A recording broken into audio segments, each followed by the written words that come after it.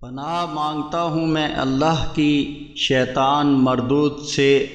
اللہ کے نام سے جو بڑا مہربان نہایت رحم فرمانے والا ہے۔ اس وقت منافقین اور وہ لوگ جن کے دلوں میں مرض تھا کہہ رہے تھے کہ ان ایمان والوں کو ان کے دین نے دھوکے میں ڈال رکھا ہے، حالانکہ جو کوئی بھی اللہ پر بھروسہ کرے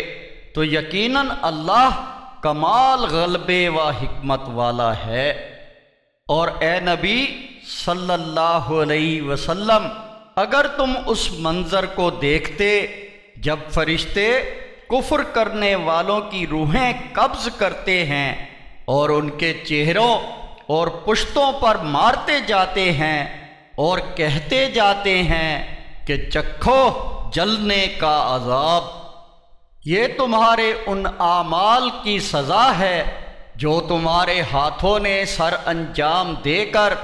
آگے بھیجے تھے، اور ہرگز اللہ تو اپنے بندوں پر ظلم کرنے والا نہیں ہے۔ اسی طرح ان کافروں کا حال بھی ہوا جیسا آل فرعون اور ان سے پہلے لوگوں کا ہوا تھا، جنہوں نے اللہ کی آیات کا انکار کیا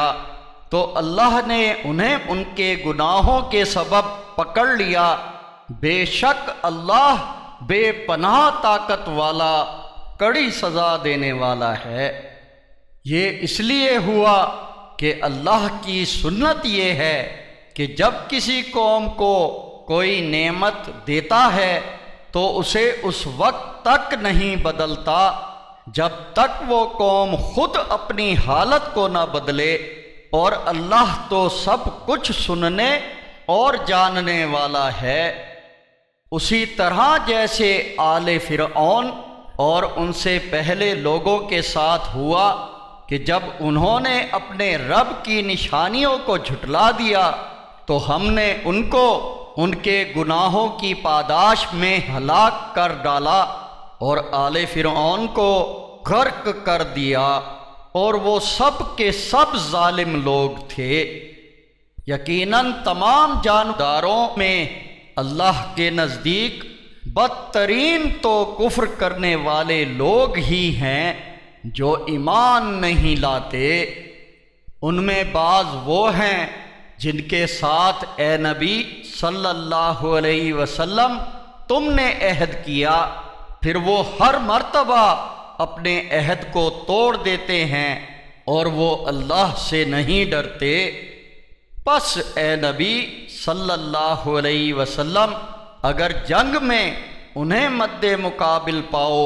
تو ان کو ایسی کاری ضرب لگاؤ